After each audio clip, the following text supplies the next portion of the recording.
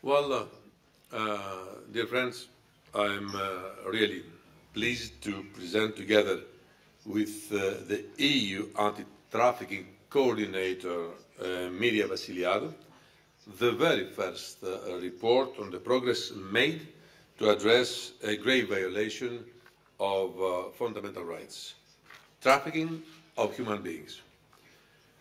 As Europeans, we cannot tolerate, we cannot accept that in today's Europe there are women, men, girls and boys who are sold, who are bought and who are exploited and treated as commodities. In fact, we will not accept this. Trafficking is a heinous crime, a very serious and highly profitable criminal act. It also has spillovers in the areas of migrant smuggling, child sexual exploitation, drug trafficking, organized crime, and even terrorism. Let me stress, however, that we do not start from scratch today. For several years already, we have demonstrated strong political commitment and developed a comprehensive and dynamic anti-trafficking legal and policy framework through the EU Anti-Trafficking Directive and the EU strategy towards the eradication of trafficking in human beings. Today, the European Commission delivers and presents a landmark report. We take stock of progress made, acknowledge efforts, and identify needs and areas for further action and improvements. It is an exercise of accountability and collective effort, primarily aimed to support the victims of trafficking. This report is about real people's lives. It is about at least 50,846 people who have been registered as victims of trafficking in the European Union in the years 2013 and 2014.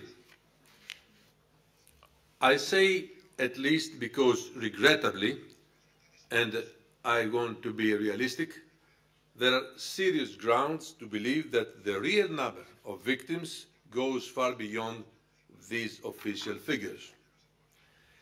65% of the registered victims were EU citizens, mainly of Bulgarian, Hungarian, Dutch, Polish and Romanian citizenship.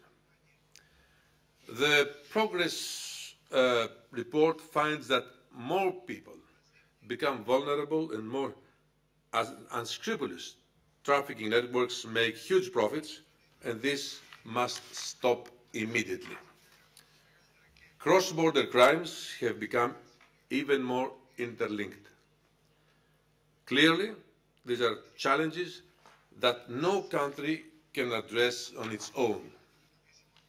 We need a collective effort. We need to work together to ensure we stop these criminals on time. This is something we highlighted already 1 year ago in the European Agenda on Security. We will continue supporting the Member States to fully implement the ambitious EU anti-trafficking legal framework.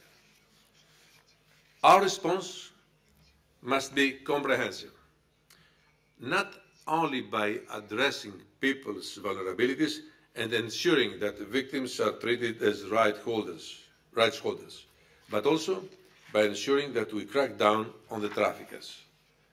And for this, we must target their profits and reduce the demand that fuels trafficking for all forms of exploitation.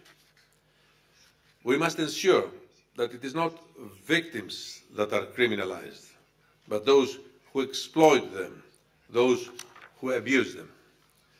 Most of all, we must continue to follow the money and the perpetrators who benefit from this highly profitable yet low-risk crime.